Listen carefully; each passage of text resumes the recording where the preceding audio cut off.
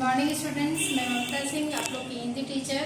और आज हम लोग पढ़ेंगे हिंदी व्याकरण क्लास 5 का चैप्टर 5 है लिंग। आइए व्हाइट बोर्ड की ओर देखें। पढ़ना है हम लोग को लिंग। लिंग का अर्थ होता है चिन्ह। चिन्ह जैसे कि अगर अ है और आ की मात्रा इसमें लग गया आ, तो ये पुल्लिंग हो गया।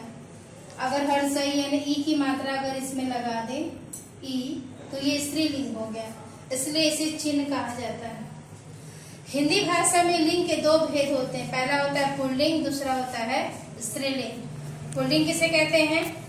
पुरुष जाति का बोध कराने वाले शब्द जो होते हैं वो पुल्लिंग कहलाते हैं, जैसे मोहन।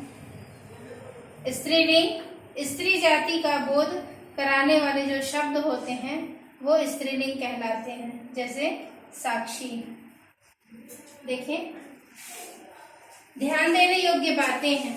लिंग की पहचान जो होती है बहुत कठिन होती है, इसलिए उन्हें पहचानना बहुत महत्वपूर्ण होता है। कुछ सामान्य सी बातें हैं जो लिंग के बारे में हैं, जैसे कुछ संज्ञा शब्द स्त्रीलिंग तथा पुरुष के लिए यानी पुल्लिंग के लिए, दोनों के लिए समान रूप से प्रयोग किए जाते हैं। यानी ये एक तरह से उपाधि होता है, कोई तरह का पोस्ट होता है, यानी एक पद होता है जिसे हम स्त्रीलिंग और पुल्लिंग दोनों में सामान्य रूप से प्रयोग होते हैं। जैसे राष्ट्रपति, अब ये स्त्री हो या पुरुष हो इससे प्रभाव इस पर नहीं पड़ता, दोनों को राष्ट्रपति ही कहा जाता है। जैसे डॉक्टर, वो स्त्रीलिंग है या पुल्लिंग है, इसका प्रभाव इस शब्द पर, संज्ञा शब्द पर नहीं पड़ता, दोनों ही भाव में उसे डॉक्टर ही कहा जाता है। दूसरा है, कुछ शब्द सदा पुल्लिंग होते हैं, यानी हमेशा पुल्लिंग ही रहते हैं, इन्हें नित्य पुल्लिंग वाले शब्द कहा जाता है। क्वेश्चन पूछता है कि नित्य पुल्लिंग वाले शब्द कौन से हैं, तो वैसे शब्द जो हमेशा पुल्लिंग ही रहते हैं, वो स्त्रीलिंग नहीं बनते, उन्हें नित्य पुल्लिंग शब्द कहा जाता है। जैसे खटमल, जैसे मच्छर, गेंडा, तोता, कौवा, उल्लू इत्यादि। अगर इसे स्त्रीलिंग शब्द बनाना हो तो इसमें मादा शब्द का प्रयोग किया जाता है। मादा लिखेंगे और तब लिखेंगे मच्छर, ये तब हो जाएगा स्त्रीलिंग। लेकिन हमेशा मच्छर जब भी प्रयोग होगा तो पुल्लिंग भी। कहीं भी किसी वाक्य में अगर मच्छर लिखा हुआ है तो वो शब्द पुल्लिंग में ही जाएगा। कुछ शब्द सदा स्त्रीलिंग होते हैं, इन्हें हम नित्य स्त्रीलिंग शब्द कहते हैं, क्योंकि हमेशा स्त्रीलिंग में ही प्रयोग किए जाते हैं। जैसे तितली उड़ता नहीं है, तितली उड़ती है। मछली तैरता नहीं, मछली तैरती है। इसी तरह से ये शब्द जो होता है हमेशा स्त्रीलिंग में प्रयोग किया जाता है, जैसे तितली, मछली, गिलहरी, कोयल, मक्खी इत्यादि। अगर इसे हम पुल्लिंग शब्द के लिए प्रयोग करेंगे तो इसमें हम नर का प्रयोग करेंगे, लिखेंगे नर, मछली, तब ये पुल्लिंग कहलाएगा, अन्यथा यह स्त्रीलिंग में ही रहेगा। जैसे हिंदी में जो सर्वनाम शब्द का लिंग में परिवर्तन कभी नहीं होता, अगर स्त्रीलिंग है तब भी वही रहेगा और अगर पुल्लिंग है तब भी वही रहेगा। अगर वाक्य बनाए कि वह खेलता है, तो यहाँ पे वह नहीं बदला। अगर इसको स्त्रीलिंग में ले जाएंगे तो वह खेलती है, लेकिन वह में कोई परिवर्तन नहीं हुआ। इसलिए जो सर्वनाम शब्द होते हैं इसमें संज्ञा के रूप में जो प्रयोग किए जाए वो कभी परिवर्तित नहीं होते।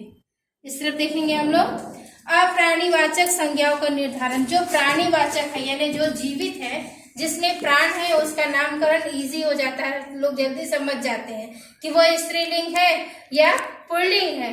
जैसे लड़का तो पुल्लिंग है और लड़की है तो स्त्रीलिंग। लेकिन जो अप्राणीवाचक है यानी मृत है, उनका हम किस तरह से नामकरण करेंगे, किस तरह से लिंग का पहचान करेंगे, उसके लिए कुछ शब्द को अलग अलग बांटा गया है पुल्लिंग और स्त्रीलिंग में। इसकी पहचान देखेंगे। पुल्लिंग शब्द जो हमेशा अप्राणीवाचक नहीं है, जैसे देशों के नाम, जैसे भारत, जापान, ये हमेशा पुल्लिंग में ही प्रयोग होगा। जैसे पेड़ों का नाम बरगद, लेकिन इसमें नीम का जो पेड़ है ये अपवाद है। ग्रहों के नाम जो होते हैं वो पुल्लिंग होते हैं, जैसे सूर्य, जैसे शनि इत्यादि। पर्वत के नाम हमेशा पुल्लिंग होते, जैसे हिमालय।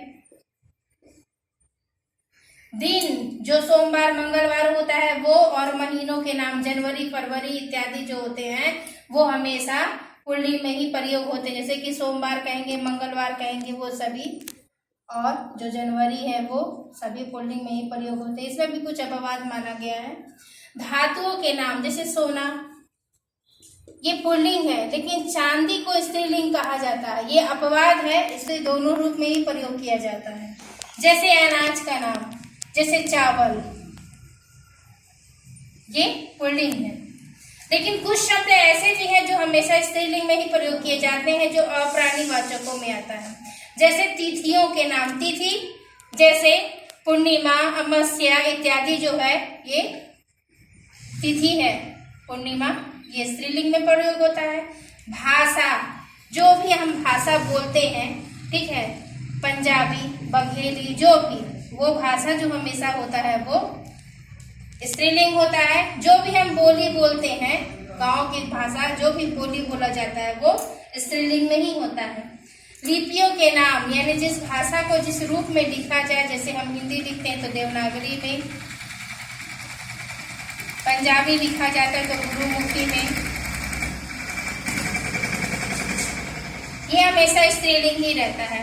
जैसे नदियों के नाम, एक ब्रह्मपुत्र को छोड़कर सभी नदियों का नाम स्त्रीलिंग में प्रयोग किया जाता है।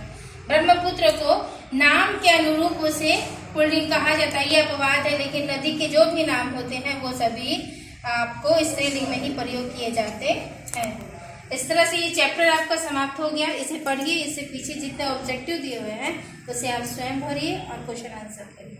Thank you.